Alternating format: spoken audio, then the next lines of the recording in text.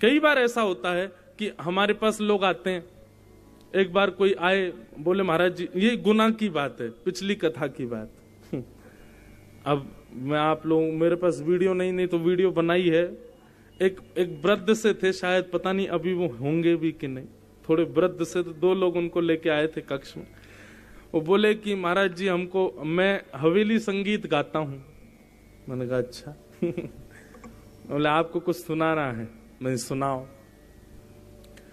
अब बेचारे बहुत वृद्ध थे, हाथ पांव कांप रहे थे, तो आवाज तो और भी ज्यादा कांप रही थी उनकी। जब उन्होंने गाना शुरू किया तो हमको कुछ समझ नहीं आया क्या गा रहे हैं, बस वो ऊपर नीचे आलाप लेते रहे। अब स्थिति तो ये हो गई उनका गायन सुन के कि हमारी हंसी नहीं रुके, लेकिन मैं यही बैठा रहा। अब फिर उसके बाद उन्होंने पूछा महाराज जी कैसा लगा? मैंने बहुत सुना, आपने इतना अच्छा गाया, मन प्रसन्न हो गया। अब वहां मैं सत्य बोल दूं कि महाराज आपकी आवाज कांप रही है, समझ नहीं आ रही है क्या गा रहे हो, ऐसा लग रहा है ठिठुरते हुए पानी में किसी को बैठा दिया हो, ऐसा थोड़ी। सत्य बोलो, लेकिन सत्य बोलने से पहले विचार करो कि मैं जो बोलने वाला हूं वो प्रिय है कि नहीं। अप्रिय सत्य नहीं बोलना चाहिए। और कभी कभी आप लोग कहेंगे महाराज जी किसी को सुधारने के लिए बोलना हो तो एकांत में बोल दो, थोड़ा गले लगा करके, थोड़ा गलवैया दे के, बिल्कुल शांति से बैठा के, चाय पिला के, तब उसको 2 बात बोल दो, भाई देख ऐसे नहीं, ऐसे करो, बहुत बढ़िया, तुम 1 नंबर आदमी हो, कोई दिक्कत नहीं है, बस इसको ऐसे नहीं ऐसे करो।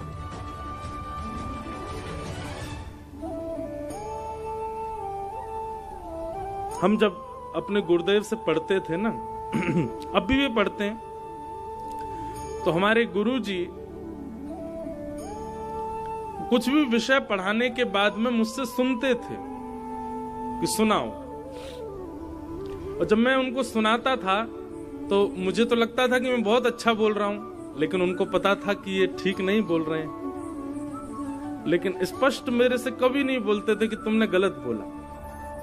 और मेरे को बोलते अच्छा चलो माँ से बोलो बढ़िया आज लस्सी बनावे, लस्सी मंगवाते, तो बढ़िया कुछ और मंगाते सामग्री, और फिर मेरे साथ बिस्तर पे बैठ जाते, गले में गलवैयां डाल करके, फिर कहते देखो इसको ऐसे नहीं ऐसे बोलना चाहिए।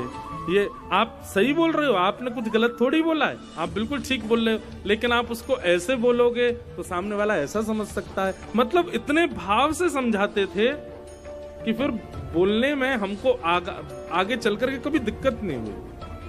उन्हीं से ये गुण सीखा कि सत्य बोलो, लेकिन प्रिय सत्य बोलो। जो लोग सत्य बोलने पर ऐसी भावना रखते हैं कि हाँ मैं बोल दूं, इसको बुरी तो लगेगी, पता तो चले इसने किया क्या, गलत। ऐसा नहीं, प्रिय सत्य बोलो जो सबको प्रिय लगे। तो संत का लक्षण क्या है?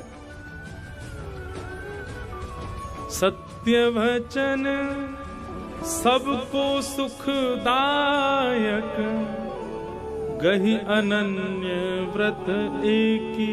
और संत का लक्षण क्या है? अपने एक व्रत का यदि उसने धारण किया कि मुझे ऐसा करना है, तो उस व्रत को पूर्ण करे, चाहे दुनिया हिल जाए, लेकिन अब उसका व्रत नहीं टूटना चाहिए। व्रत किसे कहते हैं? व्रत का मतलब अन्न छोड़ देना ही व्रत नहीं कहलाता है। व्रत का मतलब मैं रोज भोजन बाद में, नाश्ता तभी करूंगा जब तक मैं हनुमान चालीसा नहीं कर लूं, जब तक मैं माता पिता को प्रणाम ना कर लूं, ये सब व्रत कहलाते हैं। प्रतिज्ञा, अपने व्रत का पूर्ण पालन करे। और संत के लक्षण क्या है? बोले इंद्रिय जीत अभिमान न जाके, अपनी इंद्रियों को जीते, अपनी समस्त इंद्रियों पर अपना वश रखे, और हृदय में बिल्कुल भी अभिमान ना करे।